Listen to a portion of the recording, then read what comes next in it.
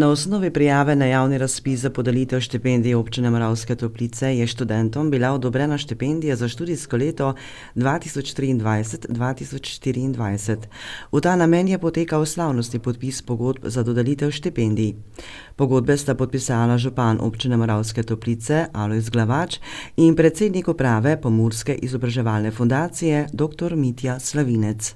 Ja, letos podeljujemo 32 štipendij občinskih. Združili smo letos tudi to prireditev z izborom športnika leta tukaj v Martjanski dvorani športnega centra Čarda.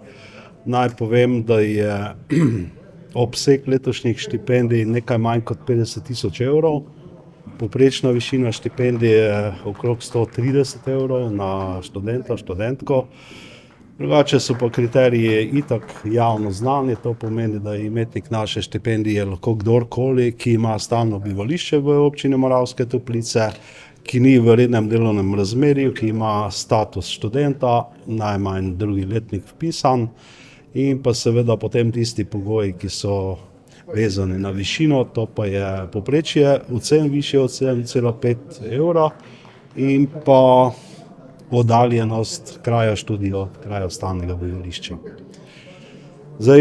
Danes na prireditvi je malo manj študentov, ker je tudi obveznosti so izpitne in tudi ob petkih, tako da mislim, da je 11 tukaj prisotnih, ostali bodo dobili po pošti, ampak ne glede na to je za občino Moravske Toplice to neka lepa prireditev zaradi tega, ker malo kdo omogoča svojim občanom, študentom štipendijo, ki ne je vezana na socialni status ali kakršnokoli drugo okoliščino.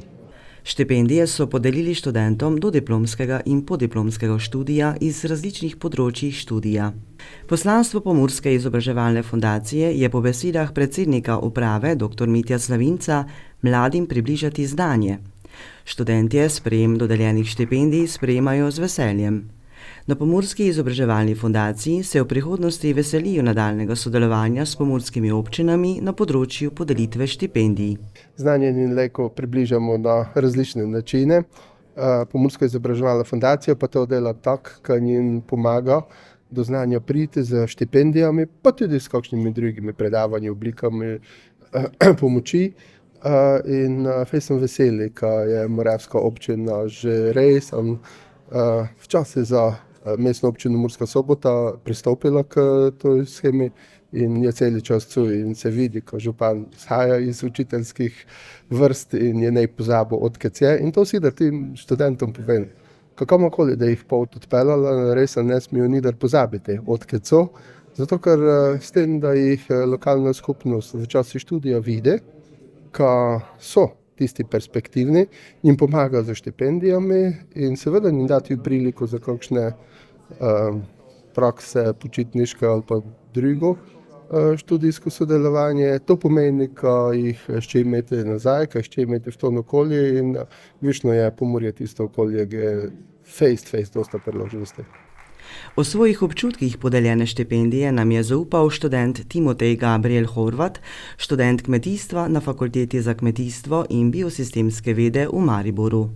V bistvu kar pozitivni, zdi se mi, da je dobro, ko občina podpira študente, zato ker je to pomembno, ko se tudi za namen občine, ko se razvija naprej, ko je nekši up v mladih ljudeh, ko se ne podpira samo napačne stvari. No, ne pravi napačne, ampak ja.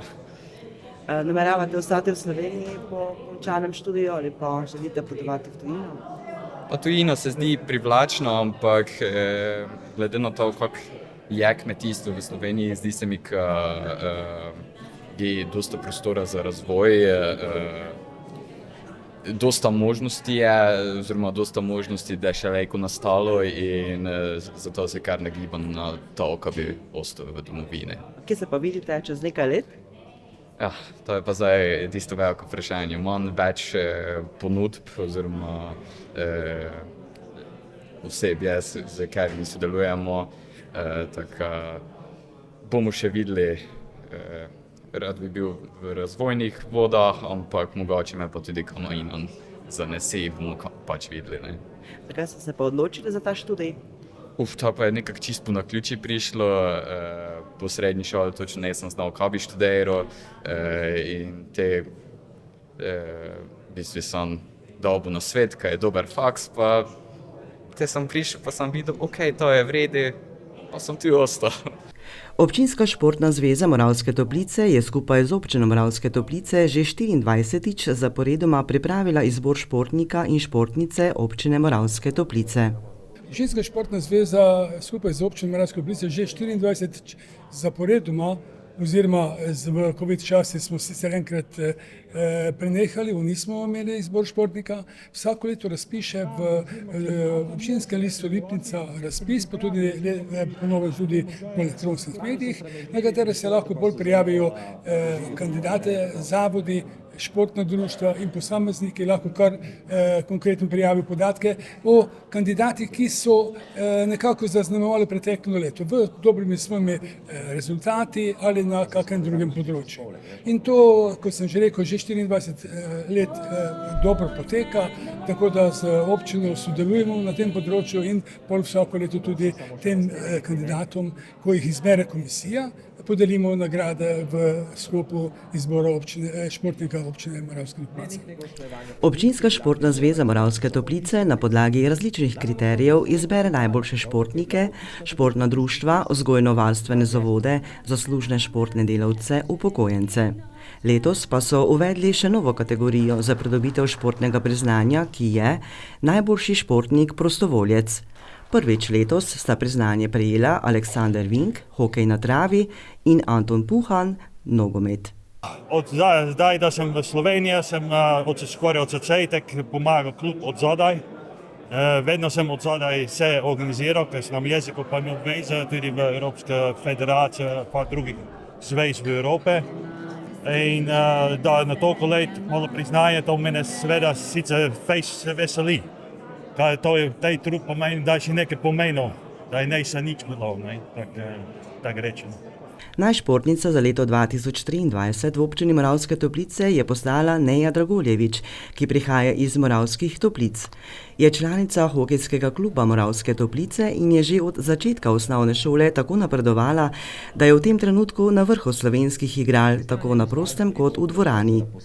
V lanskem letu je Neja v obeh oblikah igranja postala z ekipo prvakinja, z klubom pa se je udeležila Evropskega pokala na Poljskem, kjer je blestela na položaju bočne branilke.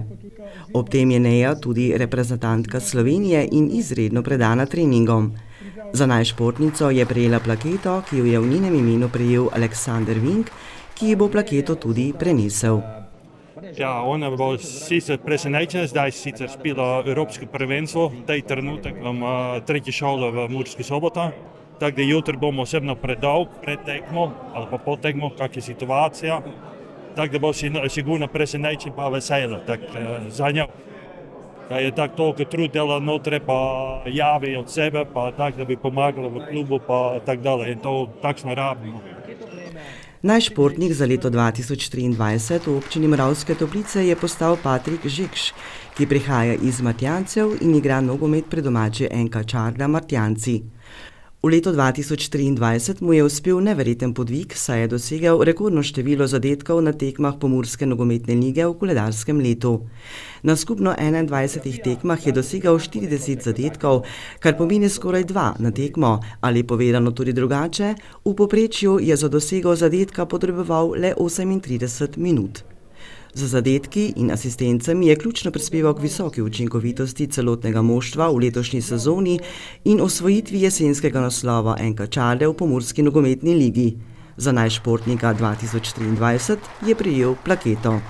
Počutek je super, moram priznati, še takšne nagrade nisem dobil, pa je res super počutek.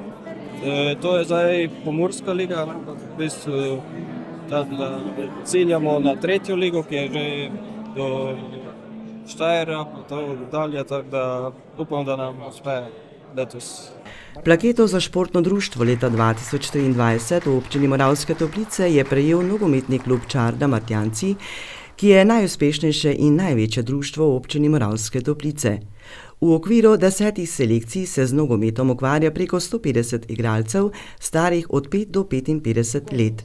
Nastopajo v različnih ligah in tekmovanjih Nogometne zveze Slovenije, ter so v letu 2023 imeli organizirano celotno starostno piramido selekcij od U7 do veteranov, zaradi česar imajo Martjanci in občina Moravske Toplice vidno mesto na nogometnem zemljevidu Slovenije. Ja, v redu, definitivno se pravi, počutimo se super, glede tega, da smo najštevilčnejše nogometno društvo v občini in dejansko se pravi, z plaketo se vidijo, da smo pridobili, da dejansko delamo v redu oziroma v dobro vseh nogometašev. Kaj menite glede na incident, ki se je zgodil prejšnji teden med Muro in Mariborom? Kakšni po vašem mnenju morajo biti navijači?